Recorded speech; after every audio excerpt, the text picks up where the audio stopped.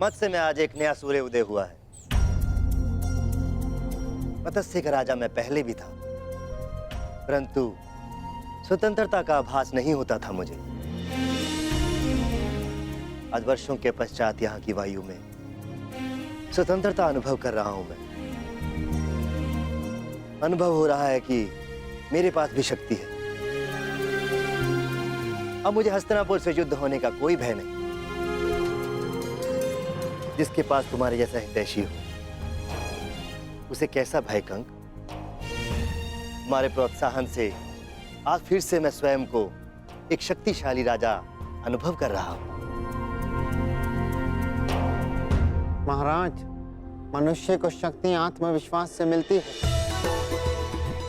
यदि आत्मविश्वास है तो मनुष्य स्वयं की और अपनों की रक्षा कर सकता है।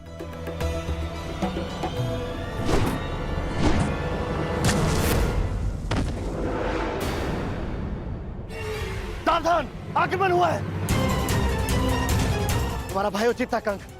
प्रतीत होता है कि हस्तिनापुर ने आक्रमण कर दिया। हस्तिनापुर ने बिना चेतावनी के आक्रमण कैसे कर दिया? महाराज, तिगत नरेश सुशर्मा ने आक्रमण किया है। सुशर्मा, इतना साहस? तुम्हें पराजित होना होगा। चलो, सेना और प्रजा को सावधान कर दो। सब युद्ध के लिए तत्पर है।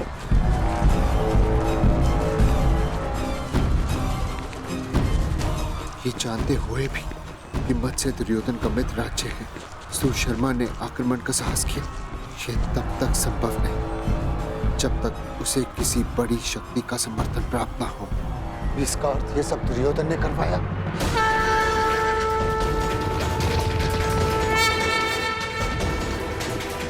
दुर्योधन!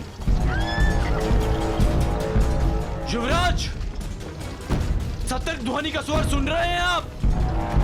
हमें उन्हें बताना होगा कि हम मत्स्य पर आक्रमण करने नहीं आए। हमें केवल पांडव चाहिए।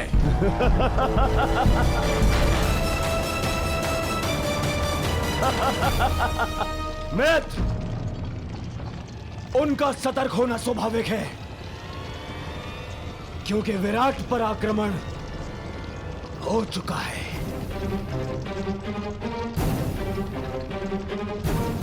सुशर्मा की सेना दक्षिण छोर से विराट पर पहले ही आक्रमण कर चुकी है।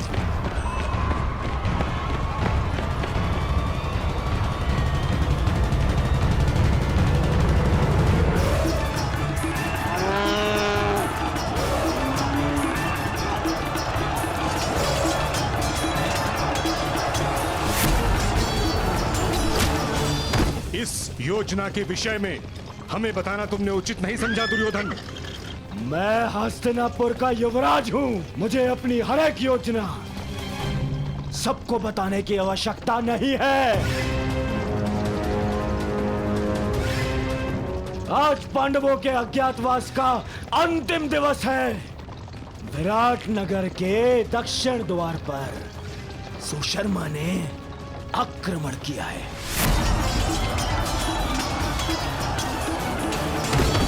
उनका सारा ध्यान विराट के दक्षिण द्वार पर होगा और हम उत्तर दिशा से आक्रमण करके पांडवों को वहीं घेर लेंगे। ये नीति के विरुद्ध है। जो राज्य पहले से ही युद्ध में व्यस्त हो, उस पे इस प्रकार आक्रमण करना छल है। ये छल नहीं है, क्योंकि सुशर्मा हस्तिनापुर का ही सहयोगी है। मुझे किसी भी मूल्य पर उन पांडवों को सूर्यास्त से पूर्व पकड़ना है।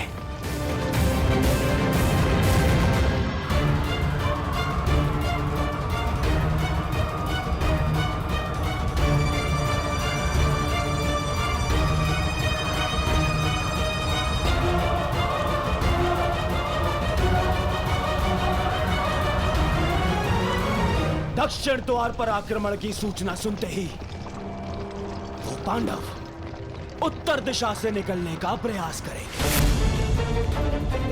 उत्तर द्वार उस दिशा में चले।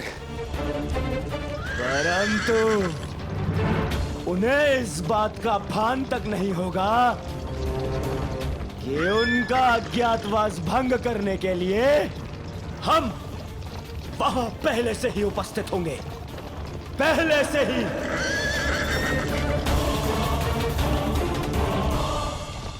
दुर्योधन अपने साथी, महारथी और सेनापति को इस प्रकार योजना से अवगत न रखना असम्मान माना जाता है और इस प्रकार से छल करके आक्रमण करना अधर्म।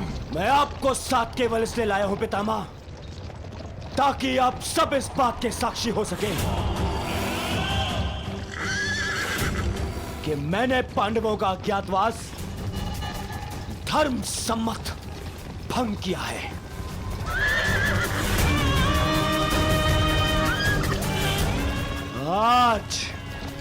आज वो पांडव यहां से यहीं से वन में जाएंगे, अगले 12 वर्ष के वनवास के लिए।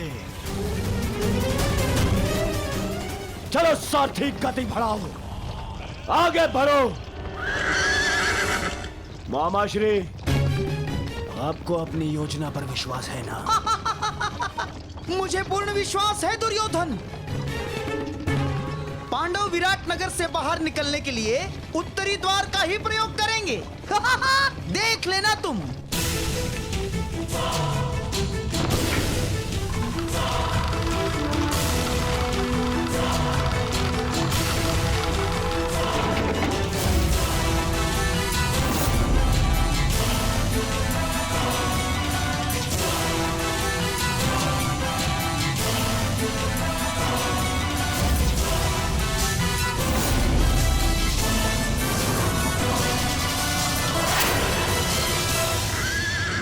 गति बढ़ाओ सारथी, आगे बढ़ो।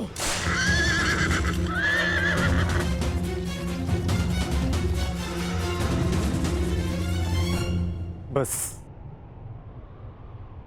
सूर्यास्त की देर है, उसके पश्चात हमारा अज्ञातवास संपन्न। ज्येष्ठ शीघ्र ही यहाँ पहुंचते होंगे, उसके पश्चात हम यहाँ से निकल जाएंगे।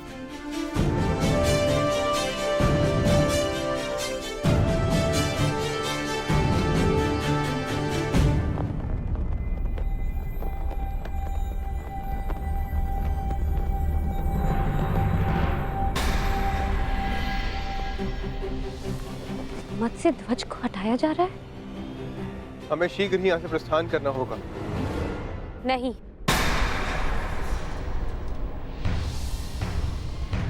हम नहीं जाएंगे।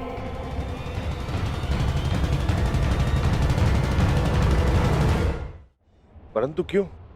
क्योंकि जब हमें 1 वर्ष का अज्ञातवास बिताने के लिए स्थान की आवश्यकता थी, हमने यहाँ पर शरण ली, यहाँ का अन्न खाया है हमने। और आज जब विराट नगर को हमारी सहायता की आवश्यकता है, तो क्या यहाँ से जाना उचित होगा? ये क्या कह रही हो पांचाली? वही जो सत्य है और वही जो मैं तुम सबसे कहना चाहता हूं।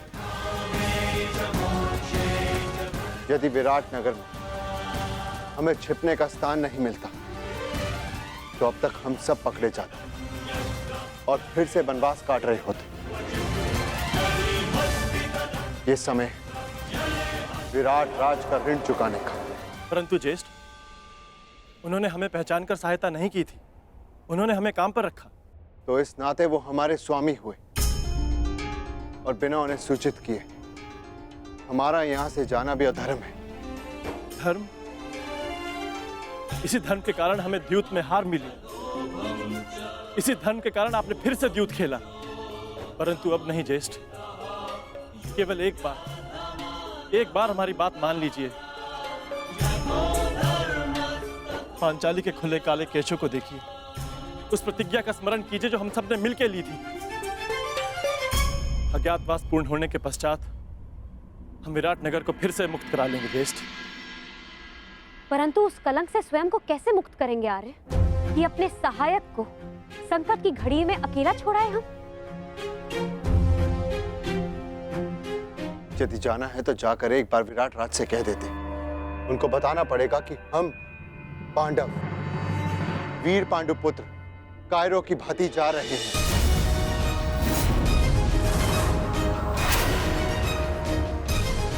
यश भ्राता श्री सही कह रहे हैं सहदेव। यही समय है, अपने शस्त्रों पर आई धूल हटा ली जाए।